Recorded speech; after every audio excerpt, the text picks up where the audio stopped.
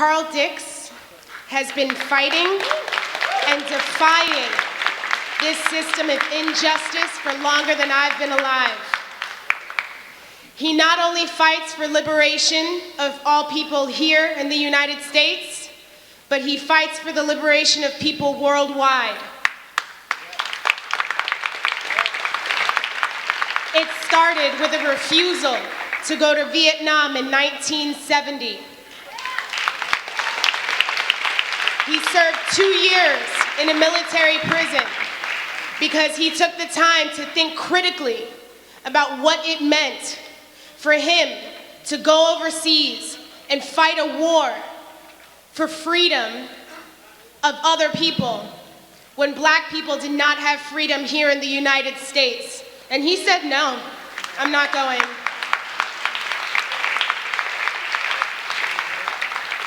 He is a founding member of the Revolutionary Communist Party, as well as a co-founding member with Dr. Cornel West of the Stop Mass Incarceration Network, which was started in 2011 in an effort to accelerate the movement to stop the injustice of mass incarceration and the criminalization of Black and brown youth here in the United States. Please join me in welcoming Mr. Carl Dix.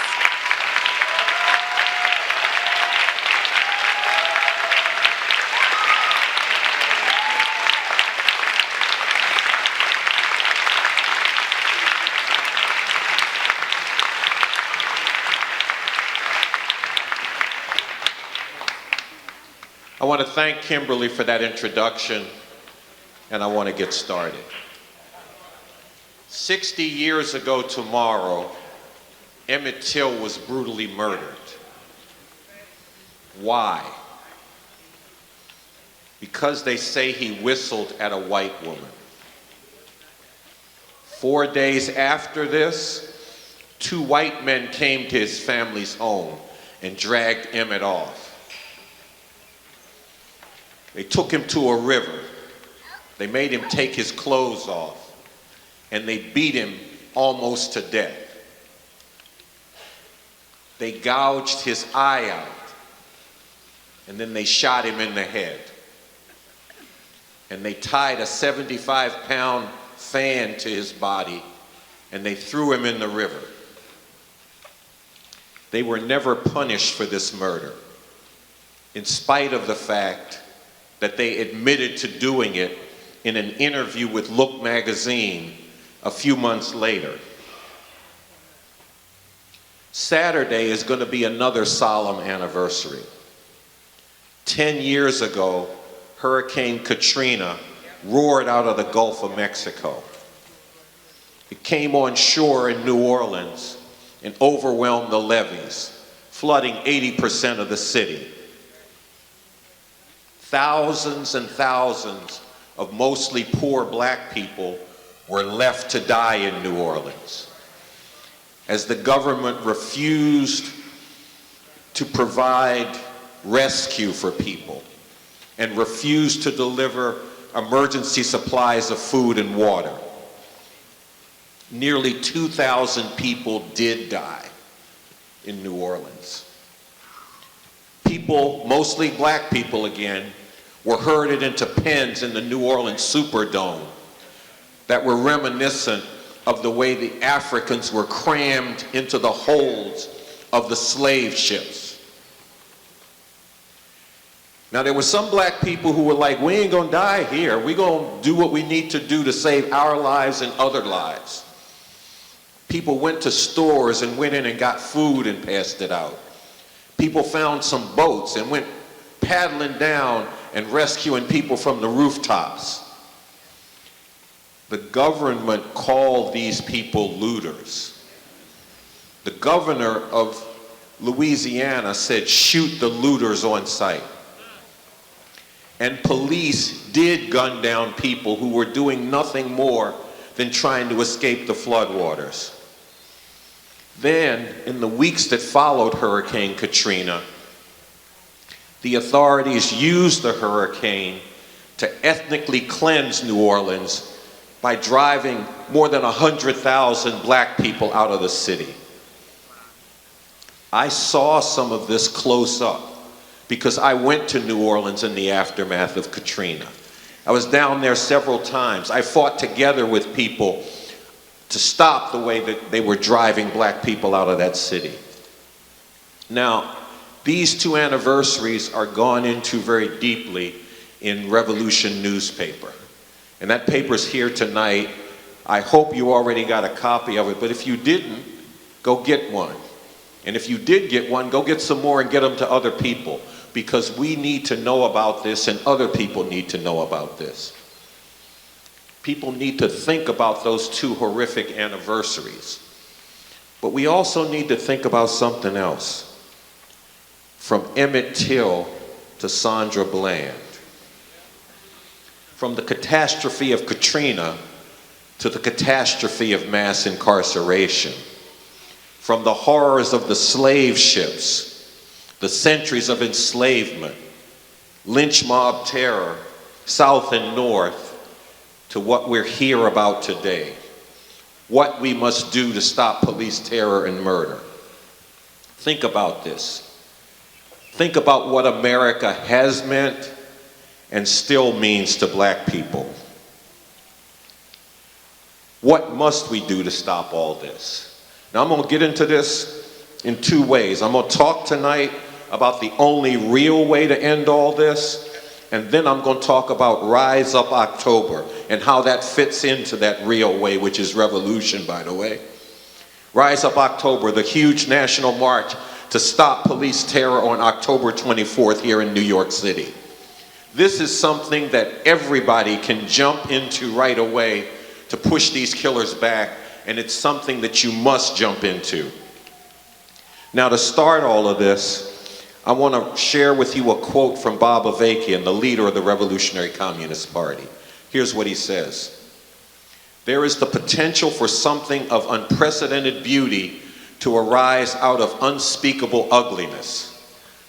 Black people playing a crucial role in putting an end, at long last, to this system, which has for so long not just exploited, but dehumanized, terrorized, and tormented them in 1,000 ways. Putting an end to this in the only way it can be done, by fighting to emancipate humanity, to put an end to the long night in which human society has been divided into masters and slaves, and the masses of humanity have been lashed, beaten, raped, slaughtered, shackled, and shrouded in ignorance and misery. Yes, the ugliness that he talks about there is real. It's so real that it's painful to even think about it. But let's look at it a little bit. Let's look at the way that they stole the land from the native inhabitants of this land, carried out a genocide against them, and then put the few who survived in concentration camps that they called reservations. There's the way that they dragged millions of Africans to these shores in slave chains. Oh yes, this capitalist system, it came into being dripping with blood from every pore, just like Karl Marx said.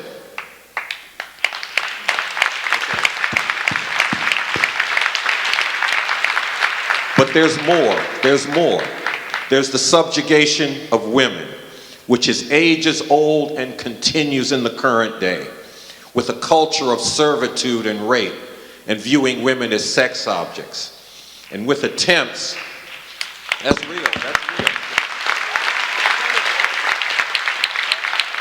And also with attempts to control a woman's most private decisions of when and whether to have a child. That's real too. And there's more. There's the way they do the immigrants.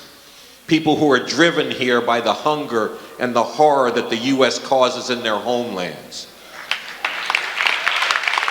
That's right.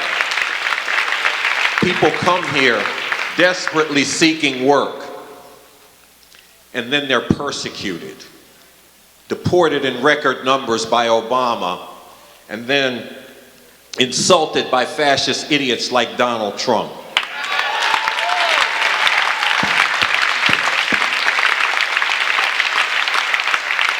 But I ain't finished yet, there's more. There's the imperialist wars. Now the powers that be, they will sometimes tell us about the Americans who die in these wars. But do they tell us about the people that get killed in their wars? No, they don't. But I'm gonna do that. 1 million people in Iraq over the last 25 years in 2 wars they carried out. 3 million people in Vietnam. 3 million more people in Korea. And do they tell you why these killings happen? Well, I can tell you, Cornell can tell you too, it's about empire. That's what it's about. And I was in their army.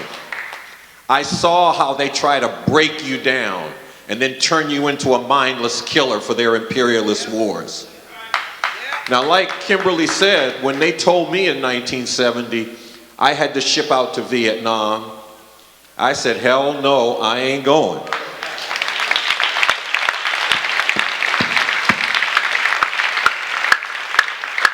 I mean, I refused to kill my Vietnamese sisters and brothers for this system. And I did 2 years in Leavenworth Military Penitentiary for that. And now this system is even threatening to destroy all of humanity by despoiling the environment of the very planet that we live on.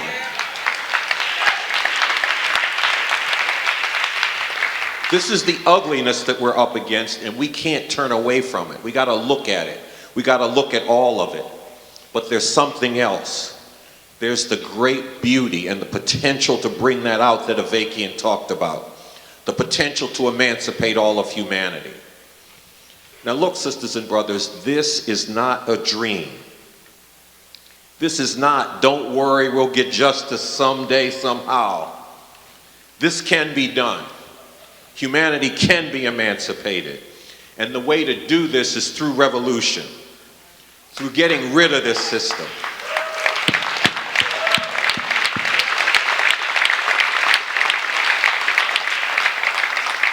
Getting rid of this system and bringing in a system that's based on freeing people from all that ugliness and developing whole new ways for people to relate to each other.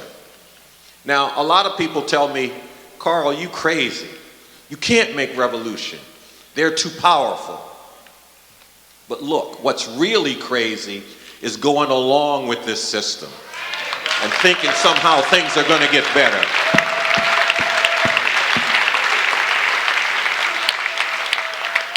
And let me say this about their power. I've seen it up close, and I've seen the very real potential to defeat that power. We saw the potential to make revolution in the 1960s, when black people stood up against the oppression that they were bringing down on us, and sparked a much broader resistance movement here in the United States, and struck a chord with people around the world.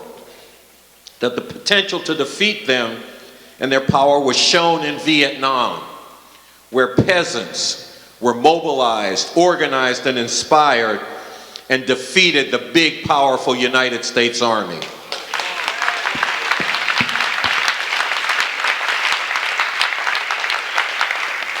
And part of how they did that is that they inspired soldiers like me to rebel and not go and fight for this army and for this country.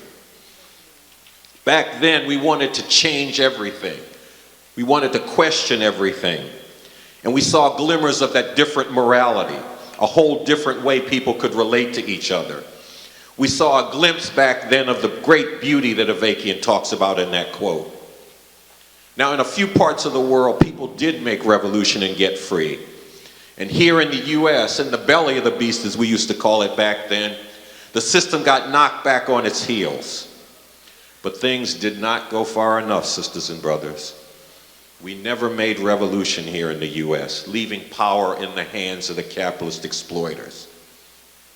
And in some of the places where revolution had been made, power was seized back. The attempt to change everything got defeated. And people around the world and in this country have paid a heavy price in blood and in misery ever since. A lot of people got too beaten down and gave up. We did get a few faces in high places. We got some mayors, we got some congressmen, we even got a president. But what did we get out of that? We got more than 2 million people in prison. Today, 45% of black children under 6 grow up in poverty. We got crack.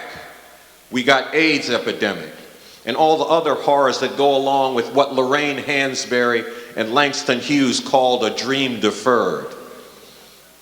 But that's where Bob Avakian comes in, because he never gave up on the people and he never gave up on revolution.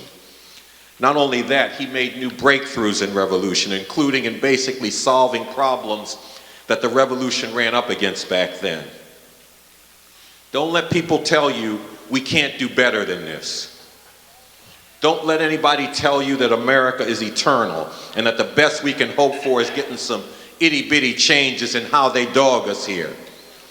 Don't let them suck you into framing what you're trying to do in the language and the terms of the system. Don't let them tell you that the only way we can do anything is to limit ourselves to the channels that the system puts out there. We've seen this movie before, and it leads to results in the whole genocidal situation we face right now. And yes, I said genocide. So I'm challenging everybody here, especially you young people. Get into this revolution. Check out Bob Avakian and what he's brought forward about how to make revolution. And keep your sights aimed right where they need to be, on emancipating all of humanity. That's right, that's real. And look, to check out Avakian, go to our website, revcom.us, or come to our new bookstore opening up this fall in Harlem at 437 Malcolm X Boulevard at 132nd Street. And I'll tell you, if you go by there at the right time, you might see me up in there, because I'm gonna be there quite a bit. But however you do it, get into Avakian, check him out, check out his work. Now, look, I'm coming from the need for and the possibility of revolution, and because I'm coming from that, I understand that we have to fight right now. We can't let them get away with beating us so far down that we could never rise up against what they do to us.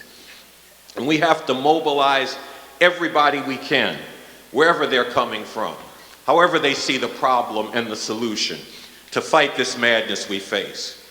And again, that's what we came here tonight to do, to find out what we must do to stop police terror and police murder. Now, I'm gonna get into that, and let me start by getting personal. When I tell you that police have killed 700 people so far this year, that's 700 people in just the first 8 months of 2015. These are not just statistics to me. In the decades that I've been working on and fighting to stop police murder, I've seen the devastation that killer cops inflict on families and on communities. I met Myrtilla Jones a few days after the police murdered her granddaughter, Ayanna. After they broke into her house, the wrong house, serving a warrant, and murdered this little girl. I met Nicholas Hayward Sr. almost 20 years ago, a couple years after his son, Nicholas Jr., had been murdered by the police. I met Juanita Young, 15 years ago, again, just days after her son had been murdered. Ask these parents what it's like to mourn a child whose life was stolen from you by those who are sworn to protect and serve. And to do that mourning in a situation where you didn't get no justice. Ask them about that. Or you can ask my wife, whose brother was shot down by the cops right in front of his mother's house just one day after those pigs had come there and told her she would never see her son alive again. All this is a big part of why I'm fighting to stop this, why I'm going to mobilize people for Rise Up October.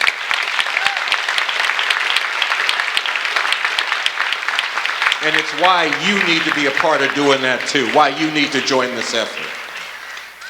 Now, a lot of times people fronting for this system run up on us and say, what are your demands? They say, you just can't tell us to stop letting our cops kill you. You have to have some reasonable demands.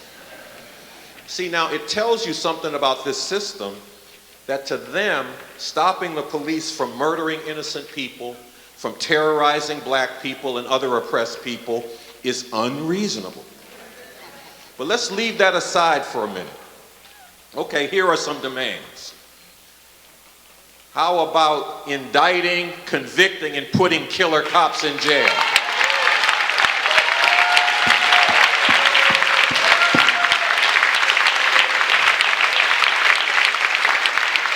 Does that sound reasonable to y'all?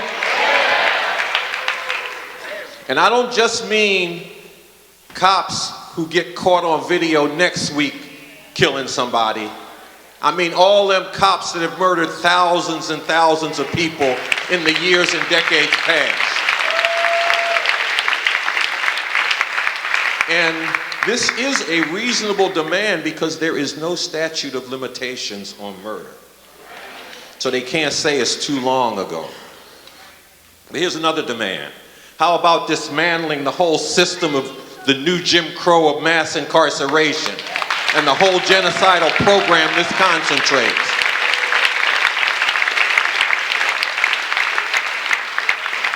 You know, don't be bragging about Obama pardoned 46 people because there's 2.3 million people that's locked down in these prisons. How about doing something for real about this? What about this one? How about dropping charges on everybody who got arrested protesting murder by police over the last year? How about that one?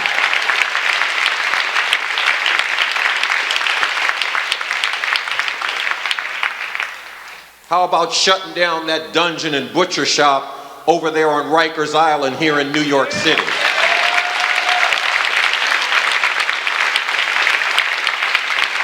And then shut down the other dungeons that they call prisons in other cities across the country. And then we do have an overarching demand. How about you stop unleashing your cops to kill our people?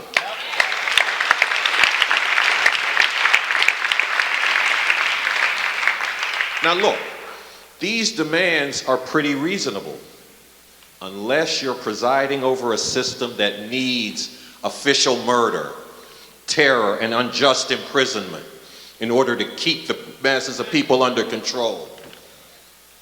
These are demands that people need to throw down over and fight for as part of ending these horrors. And Rise Up October, the big national march in New York City on October 24th, is aimed at making a big leap in that fight, the fight to stop the horror of cops getting away with murder. Now, when you're up against a genocide, and that is what we're dealing with, you don't ask the people presiding over that genocide to make some changes to smooth out the rough edges in it, or to make some new policies to slow down the intensity of that genocide. You say, stop this stuff. And you act to stop it. When you're up against the genocide, you don't listen when the people bringing that genocide down on you say, well, you've made your point. So how about if you stop disrupting the business as usual of our system and let things go back to normal? I'll tell you, we have not made our point. We haven't made our point till all of society is in an uproar saying that this must stop.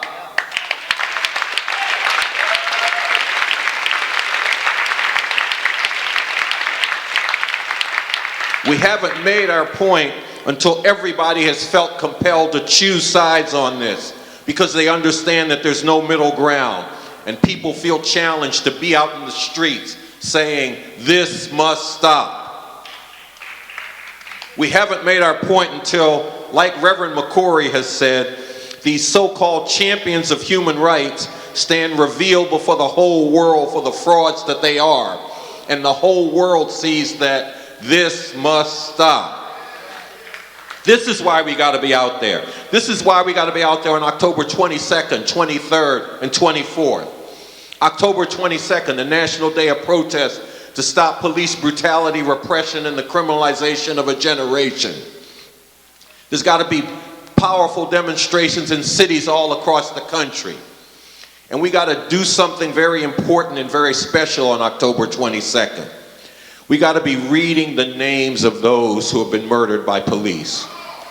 We got to be doing that with prominent people, joining with the loved ones of those murdered, with clergy, with students and others, and doing as Kimberly Crenshaw and the singer Janelle Monáe have called on us to do. Say their names. We got to do this. This will send a powerful message. People won't be able to turn their heads and say they didn't see it. Then on October 23rd, students, clergy alongside them, in solidarity with those who feel the lash of this every day, we're going to have to engage in some significant nonviolent direct action here in New York City and shut down one of their institutions of misery and terror.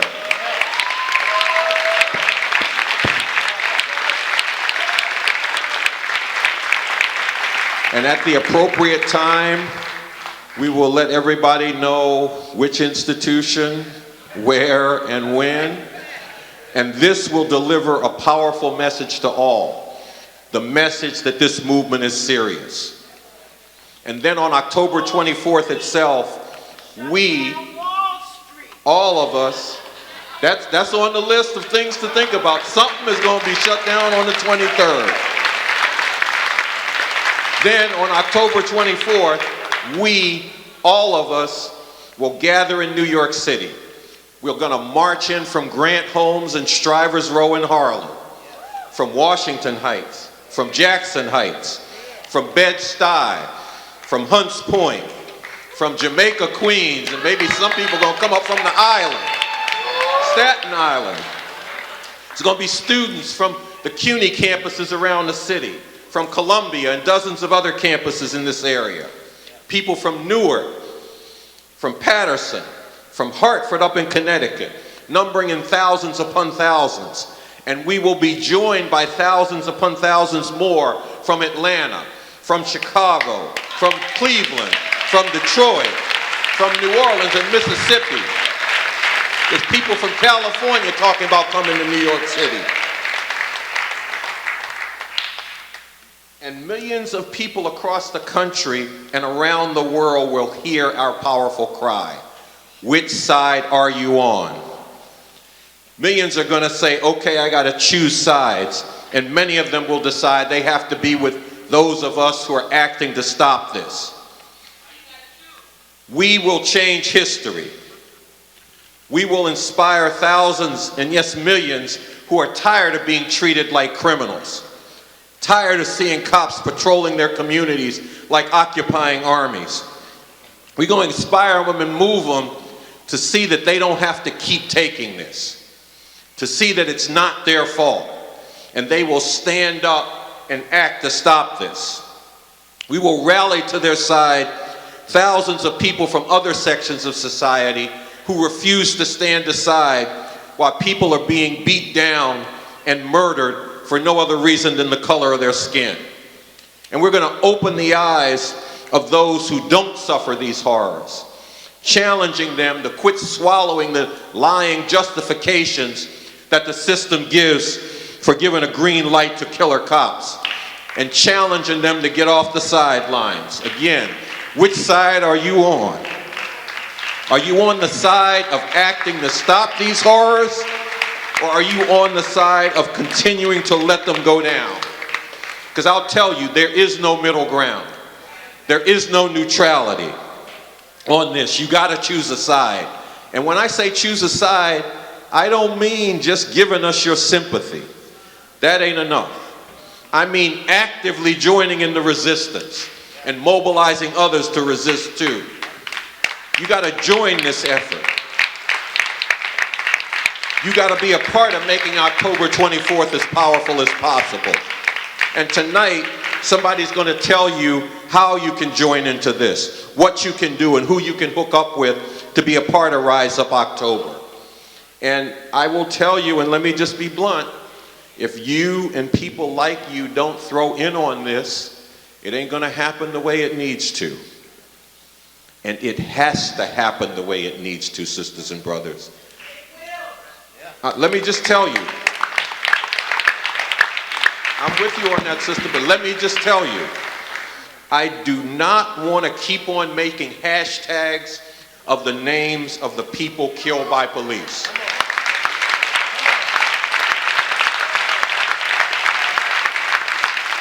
I do not want to keep adding names to the list of the lives stolen by law enforcement. I don't want to keep adding pictures to banners like this one over here. I do not want to keep doing this, sisters and brothers. I don't want to let this genocide keep going on so that future generations will be here discussing what to do about it 20 years from now. No, that ain't the deal. We got to end this. We got to end this now. So let's get out there. Let's go out of here determined that we're going to do all we can to stop this. And then let's do more than that. Let's make October a big step towards a world where when future generations learn about Emmett Till and Katrina, it really will be history. A history that's been overcome, that no longer echoes and booms in the reality of the present. Let's do this in a world where humanity has straightened its back and works to emancipate itself, sisters and brothers. And let's start doing that now. Let's move. Thank you.